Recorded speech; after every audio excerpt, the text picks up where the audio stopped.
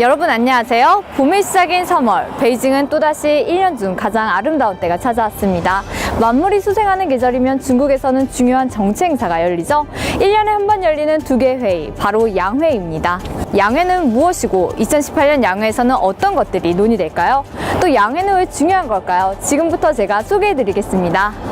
양회는 중화인민공화국 전국인민대표대회와 중국인민정치협상회의의 통칭이죠. 2018년 정협과 전인대는 각각 3월 3일, 3월 5일에 개막할 예정인데요. 이번 양회에서 중국의 차기 전인대 대표와 정협위원들이 마침내 윤곽을 드러낼 것입니다. 이 외에도 우리가 주목해야 할 몇 가지 새로운 것들이 있습니다. 이번 양회를 위해 35개의 선거단위에서 총 2,980명의 새로운 전인대 대표가 선출됐습니다. 이 가운데 처음 대표직을 맡은 사람들의 수가 전체의 75%에 달하는 2,200명이라고 합니다. 전인대 대표는 권한을 행사할 수 있는데요. 이는 전인대는 중국 최고 국가 권력기관이기 때문입니다.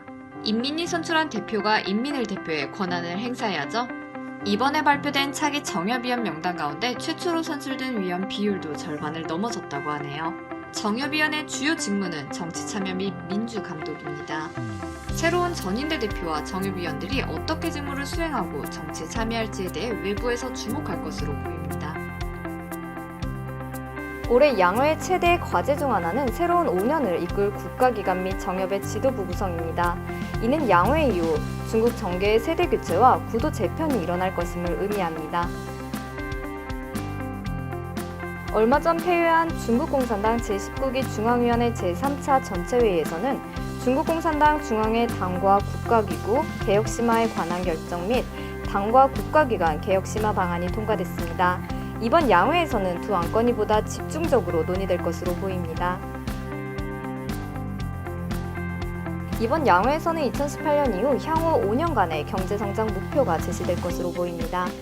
고품질 경제발전이란 정책 기조화의 중국이 2018년 경제사회 발전 목표를 어떠한 방향으로 설정할지에 대해 관심이 쏠리고 있답니다.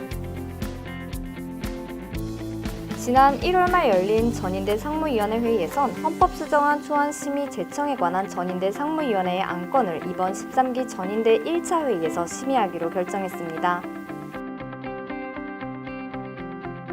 지난 2017년 초 18기 중앙기율위원회 7차 전체회의에서 국가감찰위원회의 향후 타임테이블이 공개된 바 있습니다.